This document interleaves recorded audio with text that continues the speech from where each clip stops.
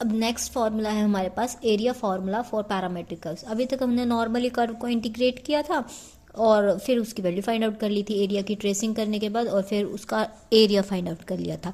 अब हम क्या करेंगे, जो हमारा फार्मूला होगी, जो हमें पैरामेट्रिक इक्वेशंस गिवन होंगी ना, वो हमें किस फॉर्म में गिवन होंगी, दूसरे किसी वेरिएबल की फॉर्म में गिवन होंगी। जैसे हमारे पास x है, y है, डायरेक्ट x और y की फॉर्म में गिवन नहीं होगा, x को किसी दूसरे वेरिएबल की के रूप में दिया हुआ होगा आपको, और y भी किसी और वेरिएबल के रूप में दिया हुआ होगा।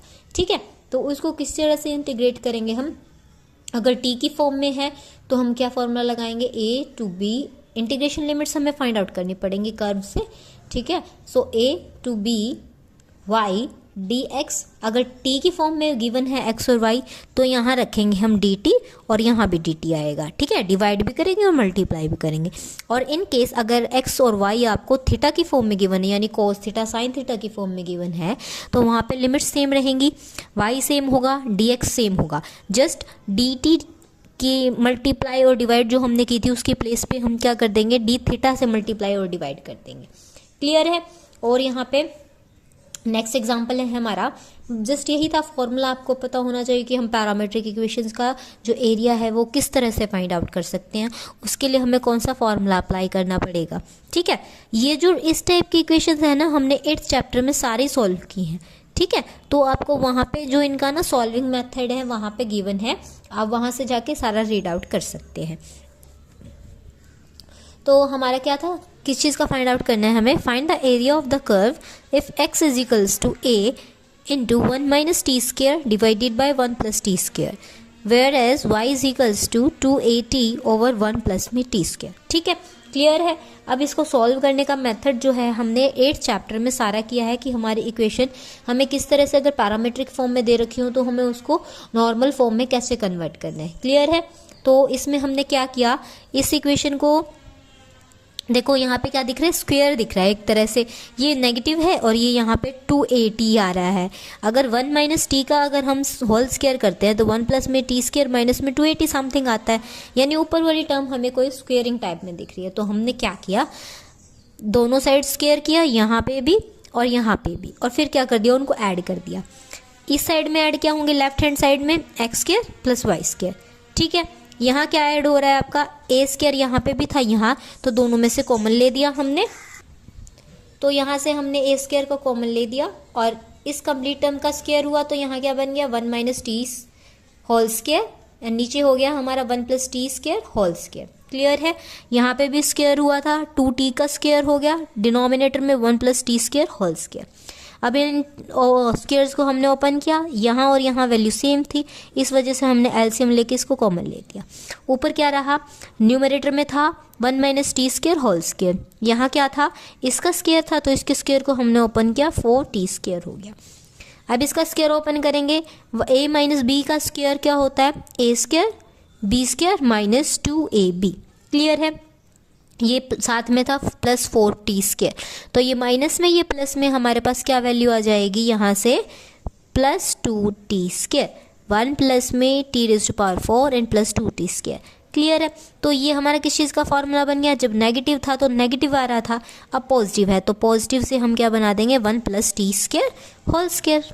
ठीक है, ऑलरेडी नीचे था यही, तो इससे कैंसिल हो गया, हमारा किसके इक्वल आ गया, ए स्क्वायर के इक्वल आ गया। तो हमारे पास जो हमारी इक्वेशन बन के आई है वो क्या आ गई है, X square plus Y square is equals to A square. That means ये जो कर्व आया है हमारा वो क्या है, सर्कल के रूप में आया। सर्कल की इक्वेशन क्या होती है हमारे पास, X minus H square Y minus K square is equals to radius का स्क्वायर। रेडियस यहाँ पे किस चीज़ से रिप्रेजेंट हो रखा है, हमारा ए से। सेंटर क्या है यहाँ पे, एच बी की भी कोई वैल्यू नहीं दे रखी, के की भी कोई वैल्यू नहीं दे रखी, यानी एच और के हमारे किसके इक्वल हैं, 0 0, यानी सेंटर हमारा क्या है, ओरिजिन है कर्व का। ठीक है, तो इस टाइप में हमारा कर्व ड्रॉ किया जाएगा। सेंटर कहाँ आ रहा है, ओरिजिन पे आ रहा है। क्लियर है। रेडियस कितनी है, ये जो लेंथ है ये हमें कितनी गिवन है, ए गिवन है। क्लियर है सभी को। तो हमें अब क्या करना होता है, रिक्वायर्ड एरिया कैसे आएगा, एक पोर्शन का निकाल लेंगे, बाकी की हमने क्या कर दी, 4 से मल्टीप्लाई कर दी। ये हमने ग्राफ ड्रॉ कर रखा है। ठीक है, तो किस तरह से होगा, 4 0 टू a इंटीग्रेशन किया हमने, साथ में क्या आता है y dx। ठीक है, यहाँ पे dt वगैरह का कोई रोल नहीं था, तो dt जो होता है उसका dc से डायरेक्ट कैंसिल कर दिया, क्योंकि हमारी इक्वेशन में जो t था ना वो इन्वॉल्व नहीं हो रखा जब हमने उसको सॉल्व करके निकाल लिया, क्योंकि हमारी इक्वेशन अब क्या बन चुकी है, X square Y plus Y square is equals to A square. अब यहाँ से y की वैल्यू फाइंड आउट कर लेंगे, क्या आ जाएगी, x उधर जाएगा, a माइनस में एक्स स्क्वायर और वाई स्क्वायर अब हमारा किसके इक्वल हो गया है, A square minus X square, तो y किसके इक्वल होगा, A square minus X square whole under root. ठीक है, तो यहाँ से ये आ गया। अब इसको सॉल्व करने के लिए हमारे पास डायरेक्ट फॉर्मूला होता है, आपको याद रखना होगा क्या होता है इसका इंटीग्रेशन फार्मूला, x/2 देन ये सेम आ जाता है, then plus A square by 2 sine inverse x by A. Limits हमारी क्या थी, 0 to a as it is रहेगी। ठीक है, अब हमने यहाँ क्या किया, लिमिट्स पुट की। लिमिट्स किस तरह से हुई हैं, देखो a पुट किया तो क्या आ गया, a/2 ब्रैकेट में क्या था, ए स्क्वायर, एक्स की जगह फिर पुट किया ए स्क्वायर, तो ये क्या बन गया 0। Next A square by 2 sine inverse, x की जगह ए पुट कर दिया, ए हो गया। ठीक है, माइनस में अब हमें 0 पुट करना है, यहाँ 0 पुट करेंगे, 0/2 और कुछ भी मल्टीप्लाई में हो 0 के साथ तो वो क्या बन जाता है 0।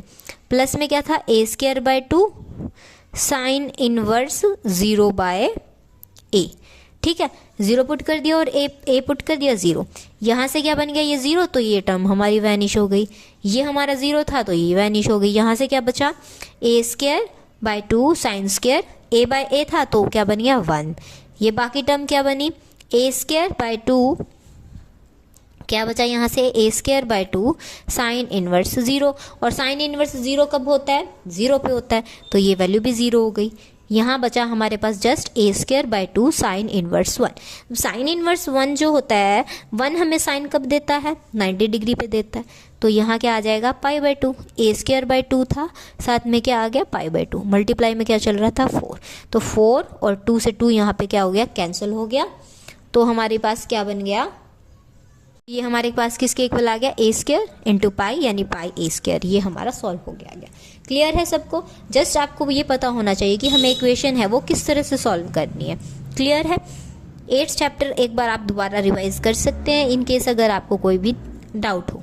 क्लियर है, नेक्स्ट है साइक्लोइड। साइक्लोइड भी हमने 8th चैप्टर में प्रॉपरली रीड आउट कर रखे हैं कि हमारा इन इक्वेशन पे बेस्ड हमारा जो होता है ना वो कर्व की फॉर्मेशन होती है, तो वहाँ हमने 4 टाइप्स के किए थे, जब दोनों पॉजिटिव हों तब कैसा कर्व बनेगा, जब दोनों नेगेटिव हों तब कैसा बनेगा, एक पॉजिटिव एक नेगेटिव, या ये पॉजिटिव या ये नेगेटिव, तो उन सभी के लिए हमारे पास 4 टाइप्स के ये कर्व थे। ठीक है, साइक्लोइड थे। तो अब हमारे पास आ रखा है नेगेटिव, तो उसके लिए हमारे पास साइक्लोइड बनता है फर्स्ट क्वाड्रेंट में, जब दोनों ही एक्स और वाई की वैल्यू क्या है, नेगेटिव है, तो वो बनता है हमारा फर्स्ट क्वाड्रेंट में। ठीक है, तो हमें क्या फाइंड आउट करना है, find the area included between the cycloid, जहाँ पे एक्स किसके इक्वल है, a into theta minus sine theta, Y is equals to a into 1 minus cos theta. ठीक है, एंड इट्स बेस, इस बेस के और इस साइक्लोइड के बीच का जो एरिया है ना हमें वो फाइंड आउट करना है। ठीक है, क्लियर है। अब हमारे पास क्या है, x है और y है। अब इसको क्या करेंगे, हमारे पास क्या फॉर्मूला होता है रिक्वायर्ड एरिया फाइंड आउट करने का। अब जो होता है ना थीटा यहाँ पे होता है 0 to 2 पाई चलता है। ठीक है, जो आपको साइक्लोइड टॉपिक था मैंने चैप्टर 8 में कवर करवाया था, वहाँ पे मैंने ये सारे पॉइंट्स आपके क्लियर कर रखे हैं कि हमें थीटा 0 to 2 पाई किस तरह से आएगा, इसकी फिगर किस तरह से बनेगी। ठीक है, तो आप वीडियो देख सकते हैं, बाकी आपको पता चल भी रहा होगा। देखो यहाँ से यहाँ तक का डिस्टेंस इसने कवर किया, पाई तक आ चुका है, 90 डिग्री हो चुका है ये एंगल। ठीक है, तो इसके बाद फिर पाई और कवर करेगा तो क्या बन गया हमारे पास 2 पाई, तो 0 to 2 पाई, फिर आता है y की वैल्यू पुट करी, y क्या था a 1 minus cos theta. Next क्या था हमारा dx ओवर डी थीटा, और डी थीटा होता है। अब dx थीटा की फॉर्म में है ना, तो इसलिए हमने इसको इंक्लूड किया। वहाँ पे जो इक्वेशन थी वो t और थीटा के बगैर बन चुकी थी हमारी। अब यहाँ है तो हमने इसको किसके विद रिस्पेक्ट में डेरिवेट किया, थीटा के, तो इसको डेरिवेशन करेंगे, इसका क्या हो जाएगा, a एज इट इज़ रहा, थीटा का क्या हो गया, क्योंकि थीटा के विद रिस्पेक्ट में कर रहे हैं 1 हो गया।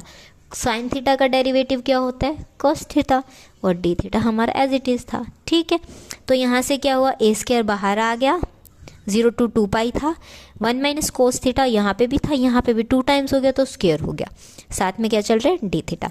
अब इसकी जगह ये वैल्यू सब्स्टिट्यूट की, किस तरह से की, आपको पता है फॉर्मूला क्या होता है हमारा, जो कोस 2 थीटा है वो हमारा किसके इक्वल होता है, 1 माइनस में 2 साइन स्क्वायर थीटा। ठीक है, अब यहाँ एंगल क्या चल रहा है, हाफ चल रहा है, तो इसका हाफ होगा, यानी 2 से डिवाइड कर दिया हमने तो इसका भी हाफ हो जाएगा, तो कोस थीटा हमारा किसके इक्वल होगा, 1 माइनस में 2 साइन स्क्वायर थीटा बाय 2। ठीक है, अब 1 माइनस कोस थीटा की वैल्यू हम यहाँ से फाइंड आउट कर सकते हैं, कोस यहाँ जाएगा, ये यहाँ आ जाएगा, 2 sine square theta by 2 is equals to 1 minus में कॉस थीटा। ठीक है, तो इस वैल्यू को उठा के हमने इसकी जगह सब्स्टिट्यूट कर दिया, क्लियर है, 2 sine square theta by 2 whole square D theta. तो इसके बाद हमारा क्या होगा, क्या हो जाएगा यहाँ पे a square 0 to 2 pi 4 sine raise to power 4 theta by 2 D theta. ठीक है, अब इस इंटीग्रेशन को हम डायरेक्ट तो सॉल्व कर नहीं सकते हैं, तो इसमें हम क्या करेंगे, जो थीटा बाय 2 था ना इसको रिप्लेस कर दिया t से।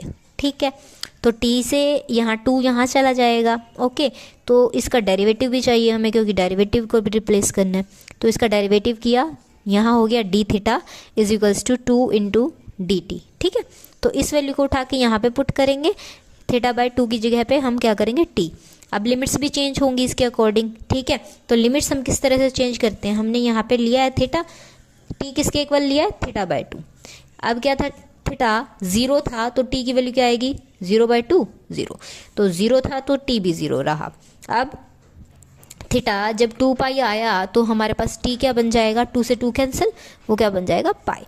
तो लिमिट्स चेंज हुई हैं हमारी कुछ इस तरह से, a स्क्वायर हुआ 0 to pi 4 sine raise to power 4 और थीटा बाय 2 की जगह पे हमने क्या पुट कर दिया t, साथ में इसकी जगह पे क्या आ गया 2 dt, 2 ये रहा और dt हमारा यहाँ पे।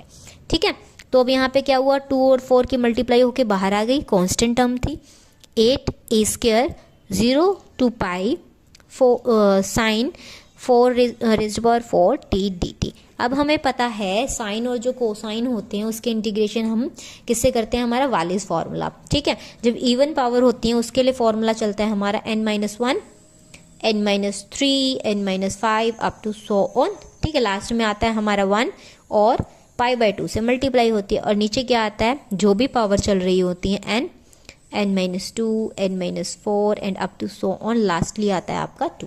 ठीक है, तो जब इवन पावर्स हो तब हमारा ये चलता है, जब और पावर होती है ना बस ये नहीं आता वहाँ पे, क्लियर है।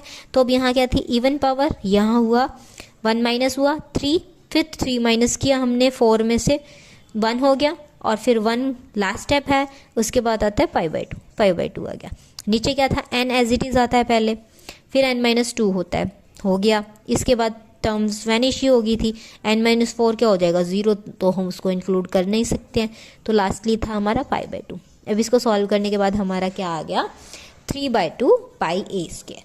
क्लियर है, ये कुछ हमारे फार्मूलाज थे पैरामेट्रिक इक्वेशंस के लिए। तो किसी को भी कोई डाउट हो तो आप पूछ सकते हैं। कई बार क्या होती है, स्ट्रेंथ इंक्रीज कर दी जाती है क्वेश्चंस की, जैसे हमारा यही क्वेश्चन था साइक्लोइड वाला, लगा लें आप।